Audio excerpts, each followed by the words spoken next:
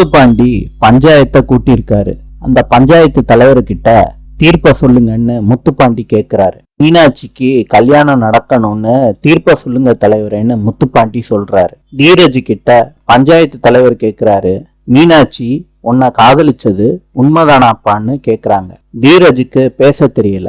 பக்கத்துல இருக்க மீனாட்சியோட ஃப்ரெண்டு, மீனாட்சியும் தீரஜும் காதலிச்சது உண்மைதான். காதல் பரிசா மீனாட்சிக்கு தீரஜ் இந்த மோதிரத்தை கொடுத்திருக்காருன்னு சொல்றாங்க மீனாட்சியோட ஃப்ரெண்டு.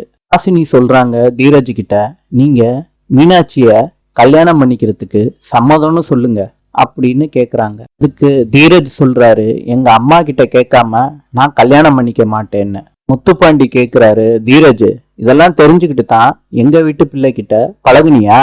பஞ்சாயத்துல கலந்துகிட்டவங்க எல்லாரும் தீரஜ் மீனாட்சி கழுத்துல தாலி கட்டுறேன்னு சொல்லுப்பான்னு கத்துறாங்க. பைரவி கார்ல இருந்து இறங்கி வர்றாங்க.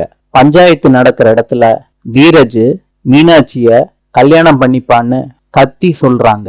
எல்லாரும் பைரவிய திரும்பி பாக்குறாங்க. நாளை சந்திப்போம்.